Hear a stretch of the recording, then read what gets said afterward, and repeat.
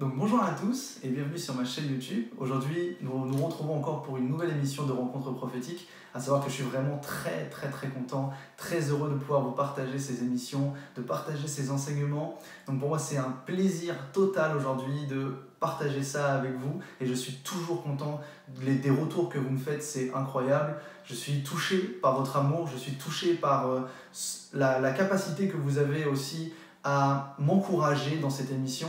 Et moi, pour moi, c'est tout ce qui compte, c'est vraiment partager l'évangile, partager la connaissance de notre Seigneur et vraiment de bénir son peuple. Donc aujourd'hui, nous avons une nouvelle émission et aujourd'hui, donc, nous sommes aussi dans un cadre un petit peu différent, mais je crois que c'est un beau cadre et je crois que ça vous plaira aussi. Donc, à savoir que la dernière fois, nous avons parlé, donc, dans notre ancienne émission, qu'il y avait une différence entre la prophétie et une prophétie. Qu'il y avait une différence aussi entre le fait de prophétiser et le fait de prédire. Ça, c'est quelque chose qui doit être maintenant très clair. Et si ça ne l'est pas pour vous, que vous tombez sur cette vidéo, je vous encourage à regarder les émissions précédentes. C'est quelque chose que j'explique et c'est quelque chose qui doit être la base, quelque chose que nous devons absolument comprendre et nous devons être fermes sur ça. Il y a une différence entre la prophétie et une prophétie. D'accord ? Donc, nous avons vu aussi dans la vidéo précédente les 3 dimensions où opère la prophétie. La prophétie opère dans des dimensions différentes qui sont toujours dans le prophétique, mais la prophétie opère dans 3 dimensions. Nous avons vu que c'était la dimension des Écritures, la dimension de l'esprit de la prophétie et la dimension de l'office du prophète. D'accord ? Ce sont 3 degrés, 3 dimensions qui sont différentes et dont Dieu intervient, utilise et transmet sa pensée de manière différente. Donc nous avons vu qu'aujourd'hui nous sommes un peuple prophétique. Enregistrez ça. Dites-vous dans vos prières, dites-vous à des moments donnés, je suis prophétique. Vous savez, nous devons proclamer la parole. La parole n'est que le reflet de ce que nous sommes. La parole n'est que ce que Dieu dit que nous sommes. Donc, nous sommes prophétiques. Pourquoi ? Parce que le Saint-Esprit habite en nous. Le temple du Saint-Esprit, c'est nous. Le Saint-Esprit, l'Esprit de Dieu, celui qui communiquait à travers les prophètes, nos pères dans l'Ancien Testament, aujourd'hui est en nous. Donc nous sommes un peuple prophétique parce que nous avons la capacité, par la communion que nous avons avec le Seigneur, d'entendre Dieu, de connaître sa pensée, de connaître sa direction, de connaître ce qu'il désire pour nous, pour l'Église, pour les autres. Donc voilà, nous sommes prophétiques. Nous ne sommes pas tous prophètes de ministère, je l'expliquerai dans une autre vidéo, mais nous sommes prophétiques. Et nous sommes non seulement juste l'accomplissement de ce que Dieu avait déjà pensé avant la fondation du monde. Amen.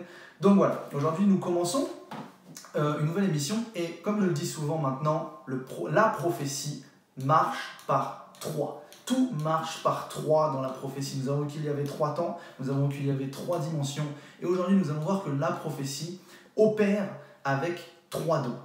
Il y a 3 dons de l'esprit dans 1 Corinthiens 12 qui opèrent dans la prophétie. D'accord ? Donc, ce qui est intéressant en plus de voir quand je dis que tout marche par 3, c'est que nous avons 9 dons de l'esprit et les 9 dons de l'esprit sont catégorisés par 3 paquets et dans chaque paquet, il y a 3 dons de placés. Donc vraiment, je vous dis, la prophétie marche par 3. Et moi, mon objectif est de vous expliquer au fur et à mesure comment on en arrive à dire que la prophétie marche par 3. Donc, aujourd'hui, il y a 3 dons qui opèrent dans la prophétie. À savoir que le premier don est le don de la parole de connaissance. Nous savons que dans la prophétie, dans le prophétique, la prophétie opère dans 3 temps. Le passé, le présent et le futur. Et ceci constitue le prophétique.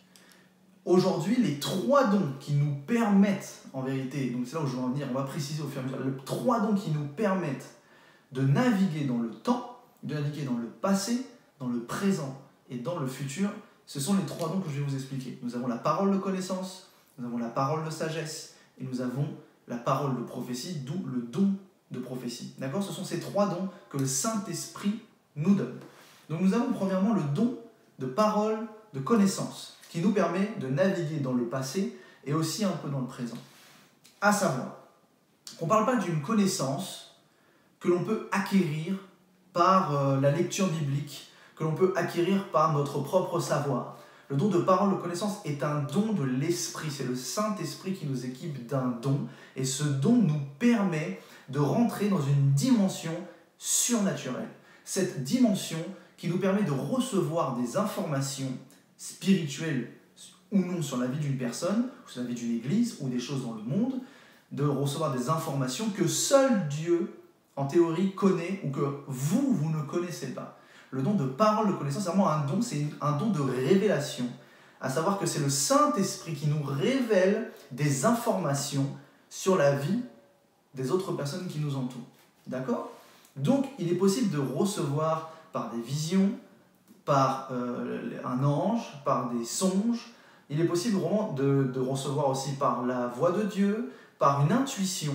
Des fois, nous pouvons sentir des choses. Et vous me direz, mais ouais, mais alors du coup, moi, des choses comme ça, j'en sens tous les jours, c'est très simple. Mais je vais vous dire une chose. La vie spirituelle, la vie d'un chrétien est basée sur la simplicité. Des fois, c'est nous qui compliquons les choses. Nous croyons qu'avoir des dons sont quelque chose qui relève d'un niveau où c'est incroyable, c'est impossible à avoir. Non, même une intuition. Des fois, c'est le Saint-Esprit qui vous alerte. Vous allez dans un endroit où vous sentez quelque chose de différent, vous sentez quelque chose qui va pas. Vous êtes en alerte. Vous voyez ? Donc, c'est simple. La vie spirituelle est simple. La vie avec le Seigneur est très simple. Et nous croyons des fois que c'est inatteignable alors que c'est quelque chose qui est déjà en nous. D'accord ? Donc, on voit souvent ce don dans la parole, le don de parole de connaissance. Et nous voyons par exemple dans Jean 1, 47, Jésus, voyant venir à lui Nathanaël, dit de lui, voici vraiment un Israélite dans lequel il n'y a point de fraude. Donc il voit venir quelqu'un et il arrive tout de suite à dire que cette personne n'a point de fraude. Parole de connaissance. Il a réussi à avoir l'information que cette personne était sans fraude. Nous avons dans Jean 4, 18, donc à savoir que là je vais beaucoup prendre de versets, même si je ne prends pas tous les versets parce qu'il y en a une multitude qui expliquent justement, qui démontrent que le don de parole de connaissance existe, j'en ai pris quand même quelques-uns pour vous donner des exemples. Nous avons donc Jean 4, 18, la femme répondit, je n'ai point de mari, donc la Samaritaine. Jésus lui dit, tu as eu raison de dire, je n'ai point de mari, car tu as eu 5 maris, et celui que tu as maintenant n'est pas ton mari. Et la femme lui répondit, en cela tu dis vrai. Non, Jésus dit, en cela tu dis vrai. Donc, nous voyons bien que Jésus va se mettre à révéler à la femme qu'elle avait 5 maris sans qu'elle lui ait dit. Donc, il a eu une parole de connaissance. Matthieu 9, chapitre 9, verset 4. Et Jésus, connaissant leurs pensées, dit « Pourquoi avez-vous de mauvaises pensées dans vos cœurs ?» Le don de justement cette capacité de parole, de connaissance, nous permet aussi de discerner, de savoir ce que des fois les gens pensent dans leur cœur, les pensées qu'ils peuvent avoir. Donc Jésus l'a montré une fois de plus. Nous avons Matthieu chapitre 16, versets 7 à 8. Les disciples raisonnaient en eux-mêmes et disaient, en eux-mêmes, donc pas à voix haute, et disaient « C'est parce que nous n'avons pas pris de pain. » Et Jésus, l'ayant connu, dit « Pourquoi raisonnez-vous en vous-même, gens de peu de foi, sur ce que vous n'avez pas pris de pain. » Donc nous voyons bien qu'il arrive par le don de la parole de connaissance, à savoir que ses disciples étaient en train de raisonner en eux-mêmes. Et nous avons aussi dans l'Ancien Testament une multitude d'exemples, et j'en prendrai un, c'est 1 Samuel, chapitre 9, verset 19, où Samuel répondit à Saül, « C'est moi qui suis le voyant. » Alors déjà, il montre quand même son autorité de prophète, « C'est moi qui suis le voyant, monte devant moi au haut lieu, et vous mangerez aujourd'hui avec moi, je te laisserai partir demain, et je te dirai tout ce qui se passe dans ton cœur. » Waouh, quelle dimension, la capacité de pouvoir dire ce qui se passe dans le cœur, dans la vie d'une personne, de pouvoir révéler, de dire voilà, ça c'est ce qui t'arrive, ça c'est ce qui se passe, hier tu as fait ci, hier tu as fait ça, cette capacité d'avoir un don de parole de connaissance. Et c'est très important, ce don dans l'Église doit être manifesté, mais mieux que ça, imaginez ce don pour l'évangélisation. Parce que oui, notre premier objectif, c'est de faire des nations des disciples, donc d'amener les gens à Jésus-Christ, d'amener les personnes qui n'ont pas le Seigneur dans leur vie à le rencontrer. Et imaginez, vous arrivez dans la rue et vous êtes saisi, le Saint-Esprit vous donne un don de parole de connaissance et vous commencez à déballer des choses dans la vie de la personne. Vous dites, mais je sais que tu as fait ça, je sais que tu se passe ça, je sais que dans ton cœur tu ressens ça. La personne peut dire, mais comment tu sais ça? J'ai un Dieu. Et le Dieu que je connais, le Dieu que je sers, me révèle ces choses sur toi. Donc ça aussi, c'est un moyen d'évangélisation extrêmement fort. Donc nous avons cette capacité de don de parole de connaissance qui nous permet de naviguer dans le passé et un peu dans le présent, de savoir ce qui se passe actuellement tout de suite dans notre situation sans que même la personne nous le dise. Et nous avons un autre don qui nous permet réellement de naviguer dans le présent et de pouvoir se projeter. Donc nous avons le don de parole de sagesse. Et ça c'est pareil. Ce n'est pas quelque chose que nous pouvons développer nous-mêmes. Ce n'est pas nous qui allons être sage au fur et à mesure des expériences. Non, le don de parole de sagesse est réellement un don de l'esprit que le que le Saint-Esprit nous donne. Et cet équipement nous permet dans le présent, de répondre à une situation, de répondre à une question avec la pensée de Dieu.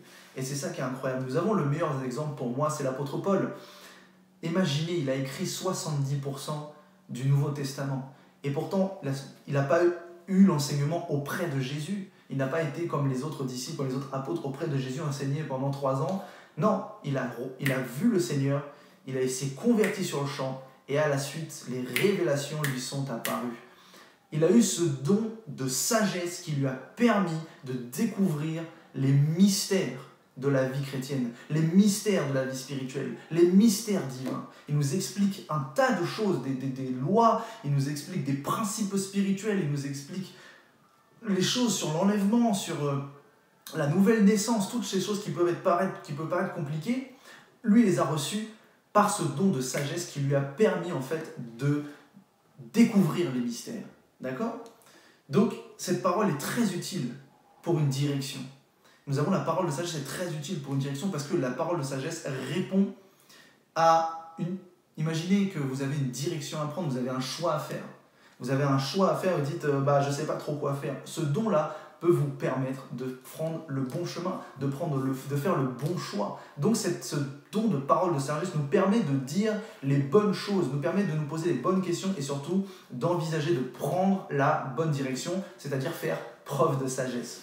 Vous voyez, la parole de sagesse peut répondre à un problème, peut répondre à une situation en fonction de ce que nous entreprenons, en fonction de ce que nous décidons de faire. Mais cette parole peut aussi servir pour nous-mêmes, mais aussi pour les autres. Et commencer à donner une parole de sagesse, c'est-à-dire faire agir le don de la sagesse dans notre bouche pour diriger les autres, dire non, tu devrais peut-être plus réfléchir comme ça, tu devrais peut-être plus penser comme ça, parce que sache que, toujours en étant inspiré par le Saint-Esprit, et non avec le raisonnement humain, mais quand nous sommes vraiment équipés de ce don, nous pourrons commencer à diriger les personnes, leur dire mais attention, prends garde sur ça, agis avec sagesse, peut-être que moi je te conseillerais de plus de faire comme ci, de plus de faire comme ça. Vous voyez, ces paroles-là permettent d'aiguiller, d'orienter, de répondre à des problèmes, de répondre à des questions, d'accord ? Et justement, nous voyons Jésus qui l'a fait à maintes reprises aussi dans la Bible. Nous l'avons vu dans Matthieu 21, chapitre 23 à 27, mais je vous laisserai lire. C'est quand Jésus est dans le temple et que les pharisiens veulent le mettre à l'épreuve et qu'ils lui disent « Mais par quelle autorité tu fais ça ?» Et il sent le piège venir et il pose une question en disant « Mais Jean faisait ça avec quelle autorité ?» Ils n'ont pas su répondre. Du coup, il leur a dit si vous ne savez pas répondre, moi non plus je ne vous dirai pas. C'est-à-dire qu'il a réussi à dévier le piège avec sagesse, avec subtilité. Il a analysé la question, il s'est senti piégé, il a dit mais attends, je vais faire utiliser le don de sagesse, le don de parole de sagesse, et cette parole va me permettre en vérité de m'en sortir. D'accord ? Et nous voyons aussi justement dans Matthieu chapitre 22, 17, où il est question de le tribut de César. Donc dis-nous donc ce qu'il te semble. Est-il permis ou non de payer le tribut à César ? Et Jésus, connaissant leur méchanceté, répondit « Pourquoi me tentez-vous, hypocrite ? Montrez-moi la monnaie avec laquelle on paie le tribut. » Et ils lui présentèrent un denier. Et il leur demanda « De qui sont cette effigie et cette inscription ?»« De César, lui répondit-il. Alors il leur dit « Rendez donc à César ce qui est à César et à Dieu ce qui est à Dieu. » Étonnés de ce qu'ils entendaient, ils le quittèrent et s'en allèrent. Avec sagesse, il a répondu de manière à ce qu'il ne pouvait plus le piéger. Et dans l'Ancien Testament, Joseph a utilisé beaucoup de sagesse, et nous avons même Salomon qui l'a demandé. Donc nous voyons bien que c'est un don de l'esprit, quelque chose que nous recevons. Ce n'est pas quelque chose que nous pouvons créer, c'est vraiment quelque chose que l'on reçoit. Salomon a dit dans 2 Chroniques 1:10 « Accorde-moi donc de la sagesse et de l'intelligence afin que je sache me conduire à la tête de ce peuple. » D'accord ? Donc ça, c'est quelque chose de très important à comprendre, à savoir que c'est vraiment un don de l'esprit qui nous permet d'agir dans la sagesse divine. À savoir que la parole de sagesse est vraiment un don, et nous le voyons dans Matthieu 10, versets 19 à 20, qui nous dit « Mais quand on vous livrera, ne vous inquiétez ni de la manière dont vous parlerez, ni de ce que vous direz, de ce que vous direz, ce que vous aurez à dire vous sera donné à l'heure même. » Donc le Saint-Esprit peut saisir votre bouche, le Saint-Esprit, avec ce don de parole de sagesse, peut saisir votre bouche et dire. Et vous allez commencer à dire ce qu'il faut dire sans que cela soit même des choses que vous aviez envie de dire. D'accord? Donc c'est vraiment quelque chose de très très fort. Et aujourd'hui, c'est quelque chose qui peut changer la vie. Nous avons besoin du don de parole de sagesse parce que nous avons besoin de personnes qui ont la pensée de l'esprit. Nous avons besoin de personnes qui savent nous diriger, qui savent nous dire les bonnes choses avec sagesse pour que nous ne soyons pas trompés, pour que nous ne fassions pas piéger, pour que nous ne fassions pas les mauvais choix. D'accord? Et nous avons le don de la prophétie, le don de prophétie qui nous permet d'agir dans le futur. Ce don qui nous permet d'annoncer les événements à venir. Donc c'est un don de prédiction et c'est celui qui permet d'annoncer les choses à venir sur un court terme, un moyen terme ou aussi un long terme. C'est une révélation par inspiration parce que c'est le Saint-Esprit, comme je vous l'ai expliqué dans l'ancienne vidéo, qui utilise la personne qui est sensible à sa voix, utilise la personne qui a le don de prophétie pour pouvoir commencer à annoncer des choses sur la vie d'une personne, sur la vie d'une église, ou même on peut aller plus loin, sur des nations. D'accord? Et nous avons des exemples comme le prophète Agabus dans le Nouveau Testament qui a annoncé ce qui allait arriver à Paul. Et nous voyons ça dans Actes 21, chapitre 10, verset 11, et qui dit « Comme nous étions là depuis plusieurs jours, un prophète nommé Agabus descendit de Judée et vint nous trouver. Il prit la ceinture de Paul, se lia les pieds et les mains et dit « Voici ce que déclare le Saint-Esprit. L'homme à qui appartient cette ceinture, les Juifs le liront de la même manière à Jérusalem et le livreront entre les mains des païens. » Il a annoncé ce qui allait arriver. Donc, le don de prophétie, il faut savoir qu'il se base uniquement sur 1 Corinthiens 14,3 qui nous dit que la prophétie édifie, exhorte et console. D'accord? Celui qui prophétise au contraire parle aux hommes, les édifie, les exhorte et les console. Et du coup, ce qui est important aussi à comprendre, et nous voyons ça dans 1 Corinthiens chapitre 14, verset 31, qui nous dit « Car vous pouvez tous prophétiser successivement. » Vous pouvez tous prophétiser. C'est ce que je vous disais, c'est ce que la Bible nous enseigne dans les épîtres aux Corinthiens qui nous dit que nous devons aspirer au don de prophétie, chercher ce don de prophétie parce que c'est quelque chose qui est bon et c'est quelque chose que le Saint-Esprit veut nous donner parce que nous avons besoin de personnes qui annoncent les choses à venir. Le Dieu que je sers, le Dieu que nous servons est un Dieu qui parle, est un Dieu qui agit. Et nous avons besoin réellement de personnes qui soient sensibles à ce don pour pouvoir annoncer les choses à venir parce que nous avons besoin d'être prévenus des temps dans lesquels nous vivons. D'accord? Donc nous pouvons tous prophétiser. Et c'est ça qui est incroyable. Pourquoi? Parce que nous avons tous le Saint-Esprit. Et imaginez, pareil, dans l'évangélisation, quelle puissance d'avoir un don de prophétie. Imaginez, vous êtes en train de parler avec une personne et d'un seul coup vous lui dites, dont parole de connaissance, est-ce que tu chercherais pas un travail? Par exemple, en ce moment, la personne a dit, bah oui, comment tu sais? Bah, sache que le Dieu que je sers aujourd'hui me révèle des choses et il me dit des choses sur toi. Ah bon? Bah tiens, don de parole de connaissance, enfin de prophétie, je suis sûr que tu vas avoir un entretien d'embauche dans 3 semaines et que dans 3 semaines, tu seras embauché et tu seras pris. Alors oui, ça nécessite la foi de pouvoir dire des choses comme ça, mais sachez que ça, c'est une parole qui est une parole de prophétie, du don de prophétie que le Saint-Esprit vous a donné et que vous pouvez commencer à annoncer des choses. Et la personne, au bout de 3 semaines, elle vient vous voir, elle dit « Bah oui, tu l'avais dit, c'est vrai, mais comment t'expliques ça ?» Le Dieu que je sers m'a révélé ces choses. Et ça peut toucher les gens et ça peut les aider à donner leur vie à Christ. D'accord? Donc, nous avons besoin de ces dons.